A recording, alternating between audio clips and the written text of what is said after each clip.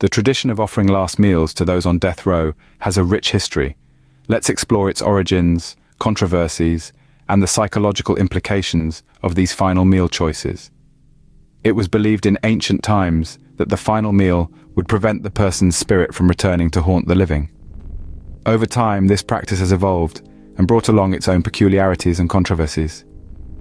It adds a touch of humanity to an inhumane situation, reminding us that behind the crime, there's an individual with personal preferences. The choice of a last meal can reveal much about the individual. Now let's delve into the peculiar world of death row last meals. Imagine asking for a feast fit for a king as your last meal. Now picture this: an inmate, known for his notorious crimes, making the most extravagant request in the history of last meals. A banquet spread that would put even the most lavish Thanksgiving dinner to shame. In the year 2000, a certain prisoner, on the eve of his execution, asked for not one, not two, but 20 lobster tails, accompanied by a steak cooked to perfection, a pile of fried potatoes, and a bucket of clams. And let's not forget the cherry on top, a whole apple pie for dessert. Why such an elaborate request, you ask? Well, according to the inmate, he had never had a chance to enjoy a meal of this magnitude. He wanted to experience the taste of luxury, even if it was just once before his impending doom. Surely a feast to remember. On the other end of the spectrum, some inmates request incredibly simple meals. It's a stark contrast to the lavish feasts we've come across, isn't it? Take for instance the case of Victor Fager. His last meal request was one that still baffles many: a single unpitted olive. Yes, you heard it right, just an olive, an ordinary everyday item you'd find in your kitchen. Now you might wonder, why an olive? There's speculation that Fager requested it in the hopes that an olive tree, a symbol of peace, would sprout from his grave. A poignant and powerful sentiment, isn't it? It goes to show that sometimes the most ordinary items can carry extraordinary meaning. And in the face of mortality, it's often the simplest pleasures that can offer the greatest solace. Sometimes it's the simplest things that bring comfort in our final moments. And then there are those requests that leave us scratching our heads. Let's take a moment to delve into one such unusual last meal request. Do you remember the case of James Edward Smith back in the late 90s? This gentleman, rather than asking for a steak or lobster, requested a lump of dirt for his last meal. Yes, you heard it right, a lump of dirt. Now you might be wondering, why dirt? Well, dirt has a deep spiritual significance in some cultures.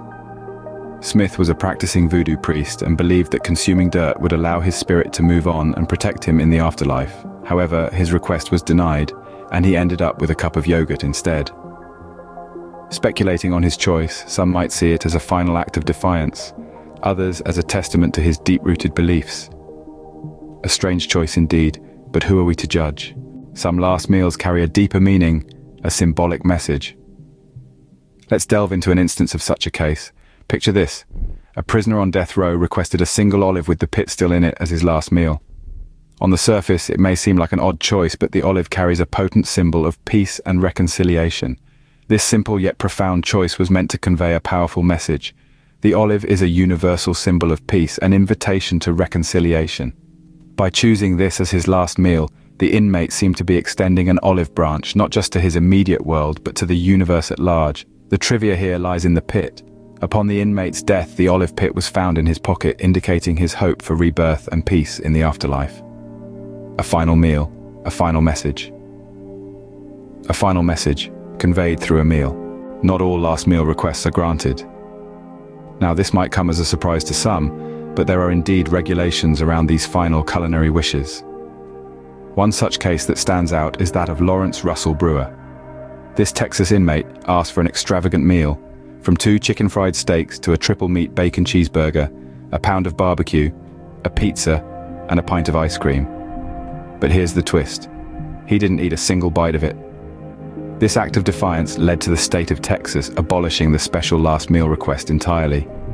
Now, inmates in Texas are served the same meal as everyone else in the unit. It's a stark reminder that these individuals are, after all, prisoners. Regulations around last meals vary widely from state to state, some offering a budget limit, others offering whatever the prison kitchen can whip up. Even in the face of death, rules are rules. Some inmates, for various reasons, choose to forgo a last meal altogether. It's a baffling choice to many, But let's delve a bit deeper.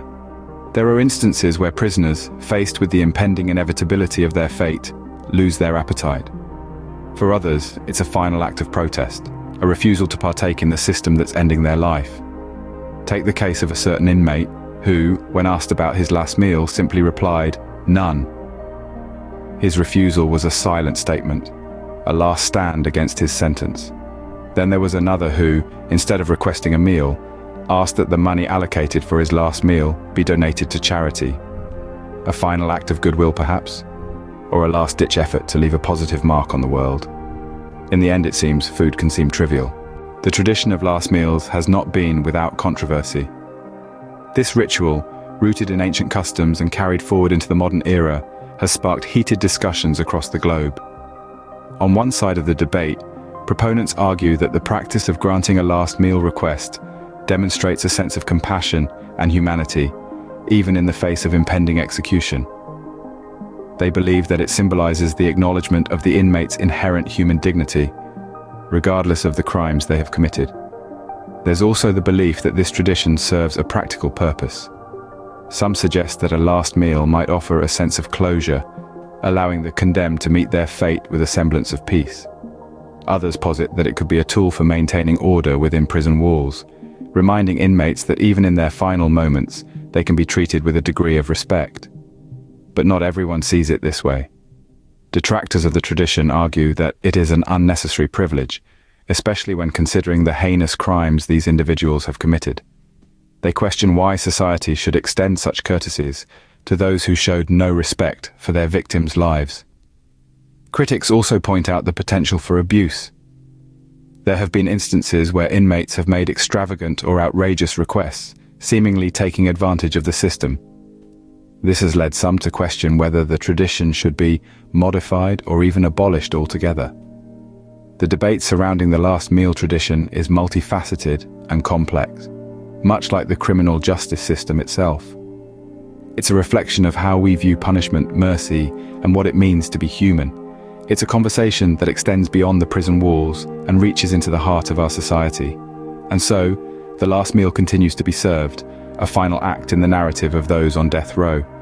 A tradition steeped in history, humanity, and controversy. It's a poignant reminder of the fine line between justice and compassion, a line we continue to tread as we grapple with the question of capital punishment. A tradition steeped in history, humanity, and controversy. As we come to the end of our exploration, a thought-provoking question arises. Imagine for a moment, you're in the shoes of those we've discussed. Your final hours are ticking away, and you're granted the privilege of a last meal. What would you choose? This isn't just about food, but a reflection of who you are, a last testament to your individuality. Would you opt for a lavish feast, or the simple pleasures of comfort food? Perhaps you'd ask for something unusual, a meal that tells a story of your quirks and peculiarities. Or maybe your choice would be symbolic, a meal that silently shouts a message to the world. We've seen how these final choices can be diverse, intriguing, and sometimes puzzling, but they all share one thing in common. They are deeply personal, reflecting the unique tapestry of the individuals who made them. So I ask again, if you were in their shoes, what would your last meal choice be?